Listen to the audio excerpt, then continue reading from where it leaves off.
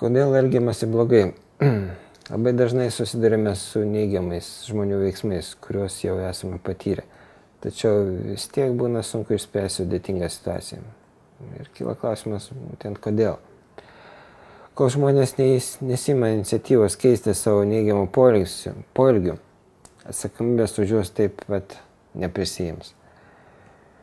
Kodėl žmonės net įspėti nekeičia savo elgesio? Gal jie išgyvena vidinį konfliktą? Ir būtent konflikto sprendimas, kaip buvo kalbėta anksčiau apie sklaidančio konflikto debesies, galbūt padėtų išspręsti žmonių vidinius konfliktus. Nes jeigu žmogų kamuoja vidinis konfliktas, galbūt tas konfliktas ir yra to jo neigiamo elgesio ar poelgių pasekmė. Kaip ieškoti tinkamo sprendimo?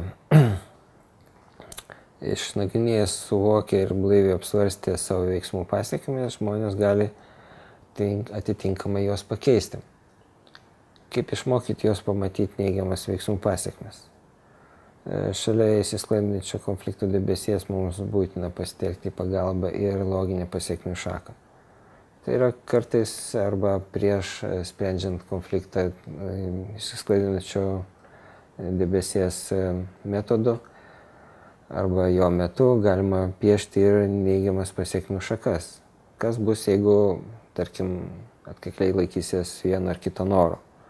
Kas bus, jeigu mes nekoreguosim? Kas bus, jeigu mes neieškosim alternatyvaus kelio ir panašiai? Neigiama loginė pasekmių šaka parodo, kad pradinis veiksmas priveda prie neigiamų pasekmių.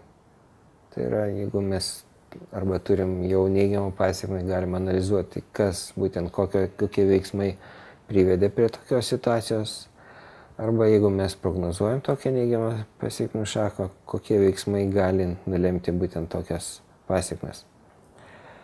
Ir jeigu mes argumentuodami siūlymus keisti elgesį, mes loginę pasekmių šaką pradedame formuoti iš apačios į viršų.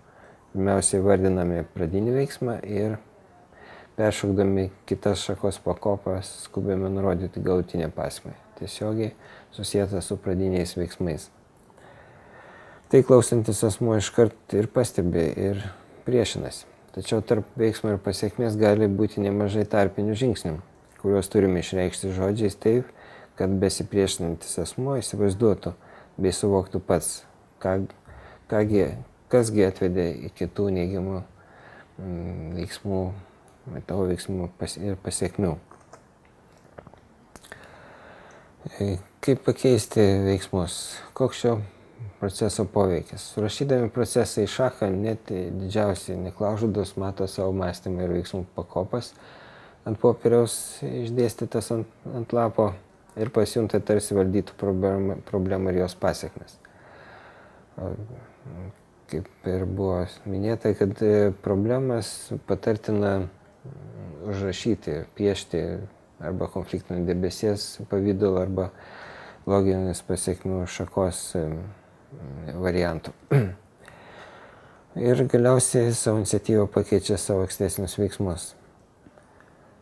Tokiu būdu jie nulaužia tą neigiamą šaką.